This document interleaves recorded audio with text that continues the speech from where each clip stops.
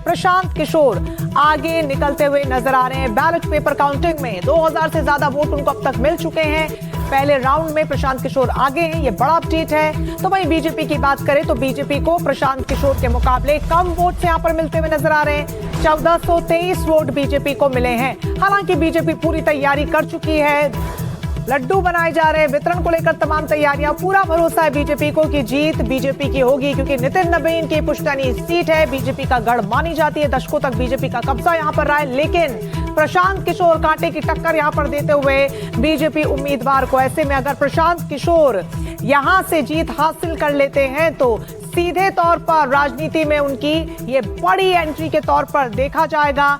हालांकि जो दबदबा उनका बरसों से वहां पर रहा है, लेकिन हाल फिलहाल में जो घटनाक्रम हुए हैं उसमें जिस तरीके से उन्होंने विपक्ष के साथ अपनी सक्रियता दिखाई है, ऐसे में क्या उसका फायदा उनको मिलेगा या बीजेपी एक बार फिर से अपनी सीट को बचा पाने में कामयाब होगी, ये तस्वीर दिन ढलते ढलते साफ हो जाएगी। लेकिन फिलहाल जो शुरुआती आंकड़े निकलकर सामने आ रहे हैं वो हम आपको बता रहे हैं कि कैसे बैलेट पेपर की नामे पीके आगे चल रहे हैं। रमन हमारे साथ एक बार फिर से जुड़ गए हैं। ताजा आंकड़ा रमन, क्या निकलकर सामने आ रहा है? पहले राउंड की मतगणना जारी है।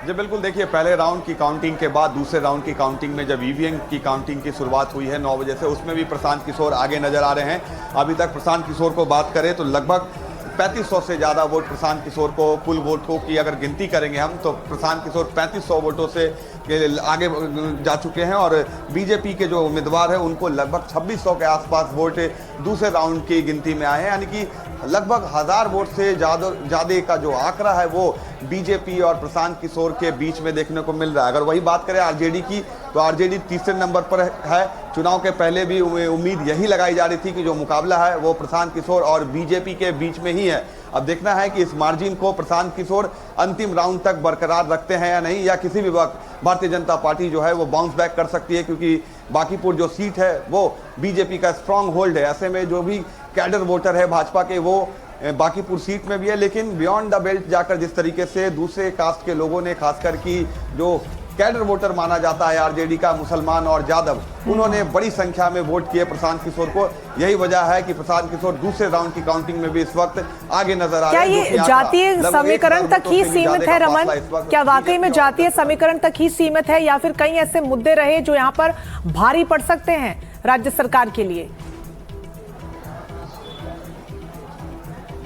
बिल्कुल नहीं, ये सिर्फ जातीय समीकरण में इसे सही नहीं कहना चाहूंगा, क्योंकि जिस तरीके से कई सारे मुद्दे थे, हाल में जनजी प्रोटेस्ट हुआ, स्टूडेंट का एक बड़ा आंदोलन दिल्ली के बाद पटना में देखने को मिला, उसके साथ जितने भी आप राम मंदिर चढ़ावा चोरी का जो मुद्दा विपक्ष उठा रहा है, ये सारे मुद्दे कहीं ना कहीं मायने रखते थे इस चुनाव में। और उसी को देखते हुए जो अभी तक ट्रेंड सामने आ रहे हैं, 1000 वोटों से जो लीडिंग है प्रशांत किशोर की, ये सारी मुद्दे हैं। और जातीय समीकरण के उलट भी जो युवाओं पर कई बार लाठियां चली पटना में, उन युवाओं में भी गुस्सा था राज्य सरकार को लेकर। और वर्तमान की जो सरकार है, AK-47 भी चली बिहार में के सिवान में, जिसमें 3 लोगों को गोली भी लगी, छात्रों को। तो ये सारे मुद्दे थे जिन्होंने इस चुनाव में प्रभावित किया है। और अब देखना है कि बीजेपी क्या इस सीट को रिटेन कर पाती है या नहीं, क्योंकि बीजेपी की जो इज्जत है वो इस सीट पर दांव पर लगी हुई है, क्योंकि भारतीय जनता पार्टी के राष्ट्रीय अध्यक्ष नितिन नवीन 5 बार से यहाँ से विधायक थे।